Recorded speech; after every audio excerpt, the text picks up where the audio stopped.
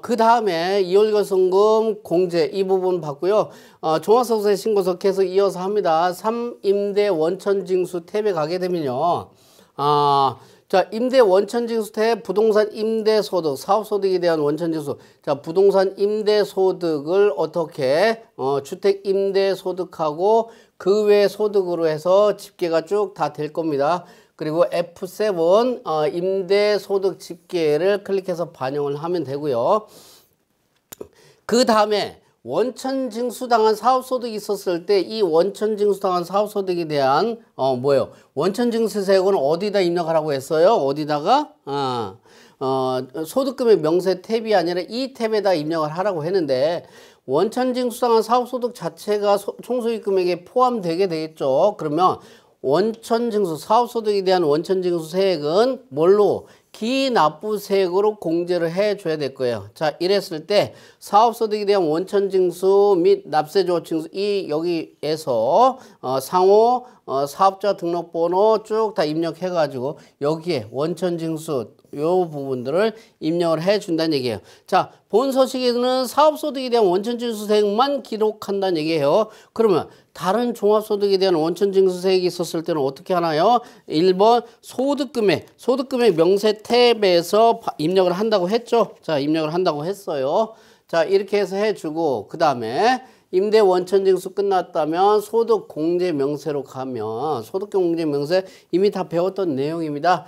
소득세 공제 신고서의 정보를 어떻게 한다고요? F12 불러오기 해서 반영을 합니다. 그런데 소득공제 항목을 추가적으로 입력을 하려고 해요. 그러면 어떻게 한다고요? 여기에서 하는 게 아니고 소득세 공제 신고서에 반영을 해요. 그리고 다시 F12 불러오기를 해서 반영을 해준다는 얘기예요.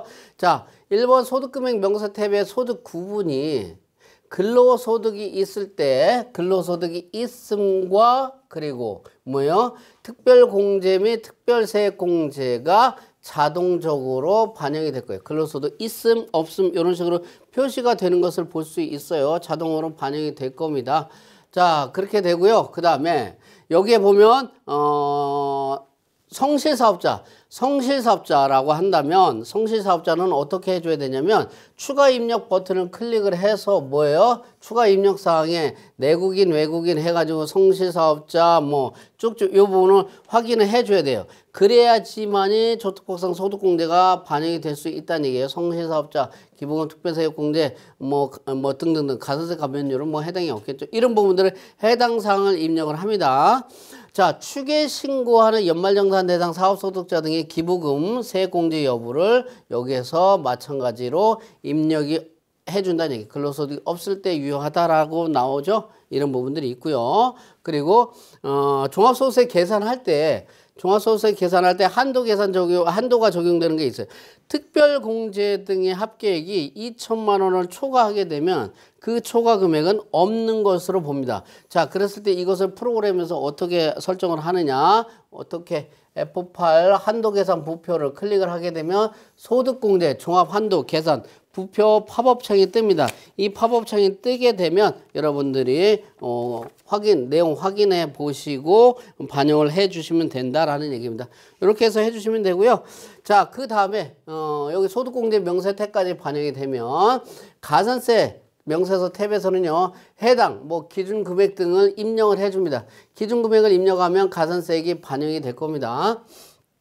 그런데 증빙 미수치 관련해서는 여러분들이 회계 전표자료 입력에 쭉 다 입력한 부분이 있죠. 그런 부분들을 어떻게 상단에 F12 불러오기 해가지고 반영을 해줍니다. 그러면 회계 관련해서 우리 영수증 수치 명세서에 있었던 내용이 있었죠. 그런 부분들이 자동적으로 반영이 되고요.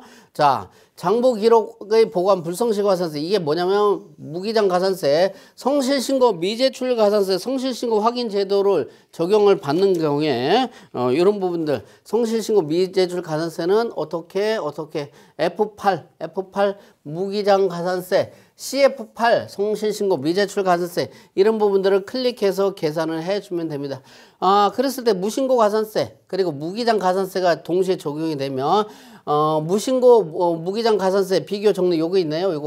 요거를 클릭해봐요. 그러면 어떻게 중복 적용되는 가산세 중에서 큰 금액만 적용을 하도록 하고 있습니다. 이런 부분들 쭉 다 돼 있고요. 뭐 증빙불비 쭉 다 이렇게 불러온다라는 얘기라는 부분이 있고요. 자, 그 다음에 주택매매계산 금융소득계산 탭에서 부동산 매매업자입니다. 부동산 매매업자라고 한다면 요 화면이 아니죠. 요건 저 가산세 명세서 탭 화면인데 여기 주택매매계산 탭 금융소득계산 탭 클릭을 하게 되면 부동산 매매업자로서 종합소득금액이 주택 등 매매 차익이 있는 경우에 별도로 작성을 해주고요. 금융소득 계산 탭에서는요.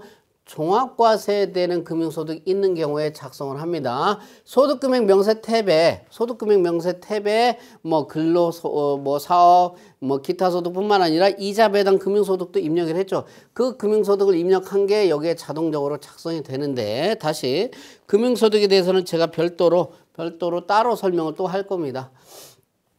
자, 그러면 이제 어디로 왔어요? 종합소득 계산 탭이 왔죠. 종합소득 계산 탭에서는요, 쭉 종합소득금액 해가지고 산출세 해가지고 산출세 계산 등이 자동적으로 이루어지고요.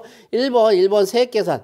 1번 세액계산란 요거 쭉 나니 농어촌 특별세 이런 부분들까지 자동 계산돼요. 그러면 분납할 금액, 여러분들이 분납할 금액만 입력을 해주면 됩니다. 나머지 자동적으로 계산이 되니까. 그 다음에 세액감면 명세서 2번 여기 보시게 되면 세액감면 코드에 여기 코드에 커서로 넣게 되면 여긴 지금 여러분들이 안 나왔나요? 여기에 안 나왔는데 여기 코드 안에 커서로 두잖아요. 그러면 상단에 기능키 중에서 F8 세액감면 조회가 활성이 돼요. 지금은 안 나왔어요. 여기 코드를 두고 하면 나와요. 활성화되고 클릭해서 세액감면이 작성된 내용이 반영이 된 것을 확인할 수가 있고요. 3번 세액공제 명세서에서는 요거 F7 세액공제 입력을 클릭하게 되면 세액공제 명세서 입력 팝업창 나오면서 F7 소득공제 신고서에서 불오기라는 밑에 팝업창에서 밑에 불러오기 클릭을 하게 되고 그리고 F8 세액공제 조회 F8 세액공제 여기 또 아직 안 나왔죠. 아직 활성화가 안 된 거예요. F8 세액공제 조회를 클릭해서 반영을 합니다. 배당세 공제액은 금융소득 탭에서 별도로 조회해서 입력을 하는데 그거 따로 금융소득에 대해서는 따로 제가 설명을 한다고 했죠. 자, 이렇게 해서 하고요. 그 다음에 뭐 농어촌 특별세 뭐 이런 부분들은 F12 불러오기에서 클릭해서 어디에 있어요? 농특세 감면세 합계표 작성을 했었죠. 여기에 작성된 반영이 된 소득공제 세액감면 세액공제 내용을 반영해서 계산이 이루어질 겁니다. 불러와질 거고요. 그 다음에 주식 매수 선택 탭 여기에서는 벤처기업 임원 등이 주식 매수 선택권을 행사하는 경우에 작성을 해주면 될 것 같습니다. 이렇게 하게 되면 종합소득세 신고서가 다 작성이 되는데 기타 뭐 금융소득이라든가 또는 다른 부분 추계라든가 이런 부분에 대해서 종합소득세 신고서 작성하는 별도의 사례들은 따로 살펴보도록 하겠습니다.